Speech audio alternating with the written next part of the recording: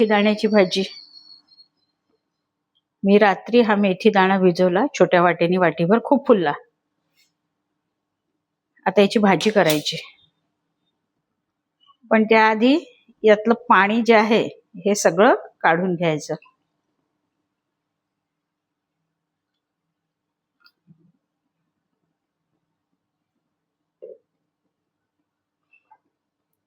हे पाणी आपल्याला कोणालाही प्यायच्या कामी येते किंवा शुगर पेशंटच्या कामी येते पाणी. आता हा मेथी दाणा छान गरम पाण्यामध्ये उकळून घ्यायचा.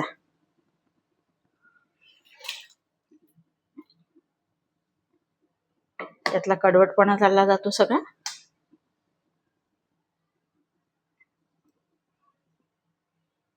बघू शकता आपला मेथी दाणा छान उकळून राहिला आहे. तोपर्यंत आपण आता फोडणीची तयारी करू. तर पॅन मध्ये अगदी थोडं तेल घेतलेलं आहे. यामध्ये टाकायचं जिरे आणि लसणाच्या पाकळ्या. जिरे झालंय, लसणाचे तुकडे पण झालेले आहे थोडे लालसर. आता टाकायची याच्यात हिरवी मिरची आणि कांदा. कांदा छान झाला आहे. आता त्यामध्ये हळद पावडर, मिरची पावडर, 1-2 लवंग आहे, 2 काळे मिरे आहे, धने पावडर आणि जिरे पावडर. हे सगळं एकत्र टाकायचं आणि छान परत शिजू द्यायचं. आता यामध्ये टाकायचे थोडे टोमॅटो, परत थोडं शिजू द्यायचं. मेथी दाणे उकळायला ठेवले होते, हे छान शिजलेले आहे. आता मी यातलं सुद्धा पाणी काढणार आहे, पण हे पाणी सुद्धा उपयोगात आणणार आहे. एक तर प्यायचं आणि थोडंसं भाजीत टाकायचं. आता यामध्ये टाकायचं थोडं दही. हे दही छान एकत्र करायचं.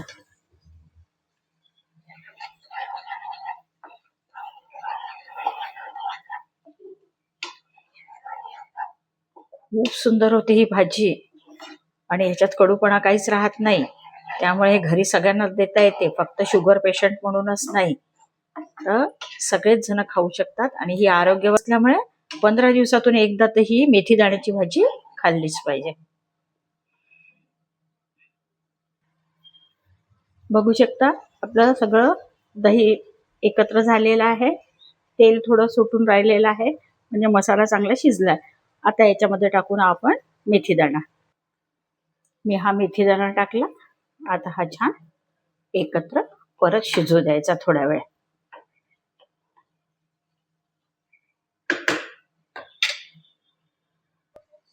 आता यामध्ये टाकायचं चवीपुरतं मीठ. टोमॅटो टाकले आपण या भाजीमध्ये, म्हणजेच आपल्याला थोडी साखर किंवा गूळ काही टाकू शकता. मी साखर टाकली. आता मेथी दाण्याचं हे एवढं पाणी उरलं उकळल्यानंतर, हे पाणी फेकायचं नाही, हे सुद्धा आपण पिण्याकरता घ्यायचं, कारण भाजीमध्ये पाण्याची गरज नाही आहे. आता छान चवदार अशी आपली मेथी दाण्याची भाजी इथे झालेली आहे. यामध्ये टाकायचा थोडा कोथिंबीर. करून बघा, रेसिपी कशी वाटली ते नक्की कळवा.